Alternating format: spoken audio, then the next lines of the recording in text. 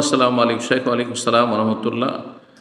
আশা করছি আল্লাহর রহমতে ভালো আছেন। আমার প্রশ্ন হইল, আলহামদুলিল্লাহ, মসজিদে মাইকে মৃত ব্যক্তির সংবাদ দেওয়া যাবে কি?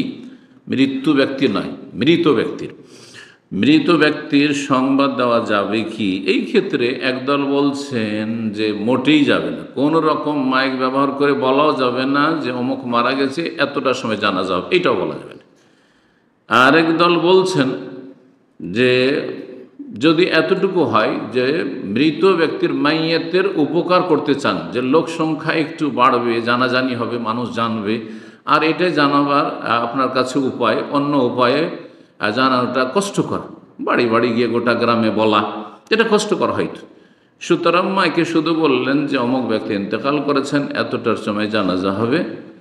তাতে হলো কি, জানাজায় মুসল্লির সংখ্যা বৃদ্ধি পেল, এতে একজন মাইয়েতের উপকার করলেন, হ্যাঁ, সেটা জায়েজ।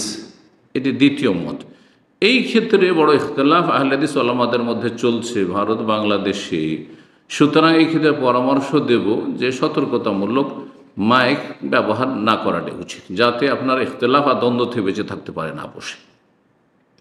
অন্য কোনো বিকল্প রাস্তা খুঁজে নিতে পারেন। যারা বলছেন যে সীমিত আকারে শুধু মাইয়াতের উপকারের জন্য জায়েজ, তারা বলছেন কোনটি না জায়েজ নাই।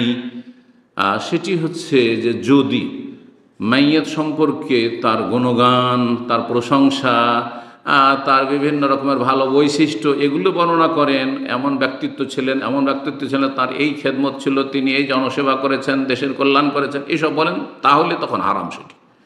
তাহলে সেটি হচ্ছে নাইল জাহিলিয়াতের যুগের হচ্ছে বিদআত এবং বদাচরণ, যে মক্কার আরব কাফেররা বা আরব মুশরিকরা করত। কিন্তু এমনিতে শুধু সলাতের ঘোষণা হলে জায়েজ। তারপরে বলবো যে সতর্কতামূলক ইখতিলাফের ঊর্ধ্বে থাকার চেষ্টা করবেন, অন্য মাধ্যম দিয়ে জানাবার চেষ্টা করবেন। আর একটি পরামর্শ দেব যে সবাই মুফতি না সেজে আহলে হাদিস ওলামাদেরকে এবং সাধারণ জনগণকে বলবো যে আমাদের কেন্দ্র রয়েছে, জমিয়ত আহলে হাদিস রয়েছে ভারত, বাংলাদেশ, পাকিস্তানে। আর জমিয়ত আহলে হাদিসের কেন্দ্র থেকে, হেড অফিস থেকে যে ওলামায়ে কেরাম, বিশিষ্ট ওলামায়ে কেরাম রয়েছেন, তারা ফতোয়া সেখান থেকে দেবেন। সেই ফতোয়া অনুযায়ী আহলে হাদিস ওলামায়ে কেরাম বা জনগণ আমল করার চেষ্টা করবেন, যাতে দ্বন্দ্ব, ইখতিলাফ আর কলহ মুক্ত থাকতে পারেন। দেখেন আমাদের জন্য এই ক্ষেত্রে দেখেন দেওবন্দি ওলামা, হানাফি যারা, তারা কিন্তু যার তার কাছ থেকে ফতোয়াকে ওইভাবে মানে অথেন্টিক মনে করেন না। তারা ওই দারুল উলুম দেওবন্দ থেকে কী ফতোয়া এসছে, ওই হাটহাজারি থেকে কী ফতোয়া এসছে, তারা এইভাবে তারা আমল করে, তারা বড়দের সম্মান করে। কিন্তু আহলে হাদিসের রোগ হচ্ছে যে সবাই মুফতি হওয়ার চেষ্টা করে, কেউ কাউকে মানতে রাজি হয় না, শ্রদ্ধা করতে রাজি হয় না। তো এই সব যে কলহ আর ফিতনা আর ফতোয়াবাজি থেকে বাঁচার একটি ভালো উপায়, এবং এটি আমার পরামর্শ, এরকম পদক্ষেপ নেওয়া উচিত আমাদের উলামায়ে কেরামদেরকে, যে আমাদের এইসব বিষয় আপোষে যেসব মাসলাগুলিতে ইখতিলাফ রয়েছে, সেখান থেকে সিদ্ধান্ত আসবে ফতোয়ার কেন্দ্র থেকে, জমিয়ত আহলে হাদিসে। আল্লাহ তৌফিক দান করুন।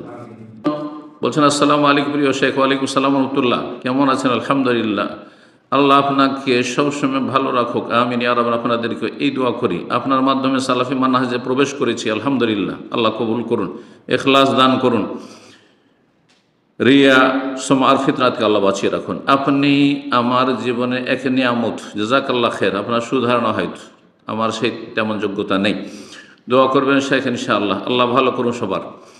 প্রশ্ন হইল, ইচ্ছাকৃতভাবে ওয়াক্তের বাহিরে গিয়ে সুন্নত নামাজ আদায় করা যাবে? ইচ্ছাকৃতভাবে আপনি সুন্নত আদায় করতে পারবেন ওয়াক্তের ভিতরে, তারপরে আপনি পড়ছি করে পড়লেন না, ভুলেও যাননি, এমন না যে ভুলে গেছেন, ইচ্ছাকৃত বিলম্ব করে আপনি টাইম পার করে দিলেন, আর তারপরে ওয়াক্ত পার হওয়ার পরে সুন্নত কাজা করবে, এটি জায়েজ নয়। ভালোবার বলছে, এটি শরীয়ত সম্মত নয়। ধরেন জোহরের আগের সুন্নত বা পরের সুন্নত, তখনই আদায় করে নেওয়ার চেষ্টা করবেন, তখনই আদায় করার চেষ্টা করবেন। যদি না হয় তাহলে কিছুক্ষণের মধ্যে জোহরের রক্ত থাকতে আদায় করে নেবেন। আর আপনি ইচ্ছা করে ছেড়ে দিলেন, অথচ আপনি সময় পেয়েছেন, মনেও আছে, আসর পরে আদায় করুন না, এটা জায়েজ না, এটা শরীয়ত সম্মত না। মাগরিবের সুন্নাতে রেখে দিলেন, মাগরিব এশার মাঝখানে 1-1.5 ঘন্টা 2 ঘন্টা সময় পেয়েছেন, না আদায় করলেন না, আপনি এশা পরে আদায় করছেন না, আল্লাহ বলছে এটি শরীয়ত সম্মত নয়। বলছেন শাইখুল ইসলাম রহমতুল্লাহ ইউসরা কাদা ইযা কানা তাখির লিউযরিন, যদি কোনো কারণবশত ভুলে গেছেন, ব্যস্ত ছিলেন, কাজকর্ম ছিল, হ্যাঁ, অথবা লোকজন কথা বলতে লেগেছিল, দার্স দিতে লেগেছে, আমরা যেমন করি দার্স দিতে লাগলাম, সালাম ফেরার পরে সুন্নত পড়তে পারলাম না, এগুলি হচ্ছে ওজর। ওজরের কারণে যদি বিলম্ব হয় আর ওয়াক্ত পার হয়ে গেছে, তাহলে কাজা করা শরীয়ত সম্মত। ফালাউ কানা বেদন, যদি ওজর ছাড়া হয়, বিনা ওজর এমনিতে ছেড়ে দিয়েছেন আর তারপরে সময় পার হয়ে চলে গেছে, তাহলে লা ইউসরা শরীয়ত সম্মত নয়, বরং সুন্নতের খেলাফ বিদআতি কাজ হবে। জি, করবেন না এরকমটা। প্রশ্ন করেছেন আসসালামু আলাইকুম শাইখ। ওয়ালাইকুম আসসালাম ওয়া রাহমাতুল্লাহ। এই ভাই প্রশ্ন করেছেন কোরিয়া থেকে।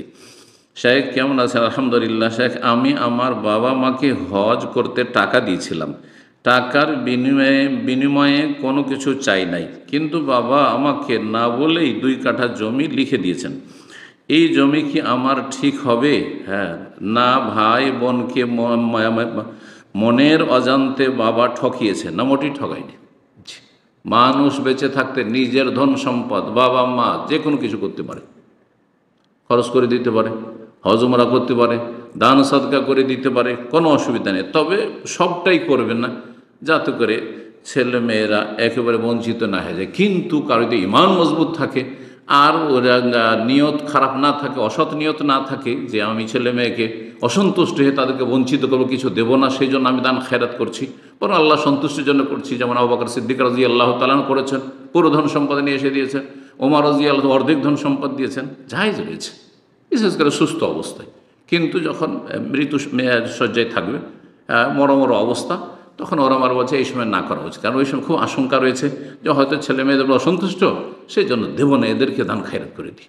তো ওই সময়টা ওলামারা নিষেধ করেছেন। কিন্তু এইরকম ক্ষেত্রে হজ আসলে বাবা মা করবে নিজের পয়সা দিয়ে, নিজের পয়সা দিয়ে। এই নয় যে ছেলে, আমাদের দেশের সমাজ হচ্ছে কেমন যে ছেলে মেয়ে মনে করে যে আমার হজের চাইতে গুরুত্বপূর্ণ হচ্ছে আমার বাপকে হজ করানো, আমার মাকে হজ করানো। এটি জেহালত আসলে দিন সম্পর্কে কোনো জ্ঞান নেই এদের। বরং বাবা মাকে হজ করানো সুন্নত কাজ, মুস্তাহাব কাজ, করলে ভালো, নাকি নফল কাজ, সুন্নত বলবো না, নফল কাজ, অতিরিক্ত কাজ। আপনার টাকা পয়সা যদি থাকে বাইতুল্লাহ পর্যন্ত পৌঁছার, আপনার বয়স হচ্ছে এখন 15 বছর, তাহলে আপনার ফরজ, আপনার বাবার কিছু নেই, তাহলে আপনার বাবা মায়ের ফরজ নয়।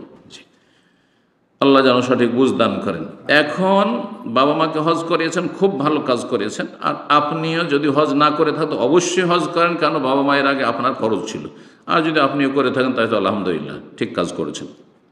জমি আপনাকে যে লিখে দিয়েছেন, এতে আপনার ভাই বোনদের হক নষ্ট করা হয়নি বা তাদেরকে ঠকানো হয়নি, বরং সঠিক কাজ করেছে। আমি আমার পয়সা দিয়ে হজ করবো, সুতরাং যে ছেলে আমাকে পয়সা দিয়েছে তাকে আমি জমি লিখে দিয়ে দেবো। খুব ভালো কাজ করেছেন, কোনো অসুবিধা নেই।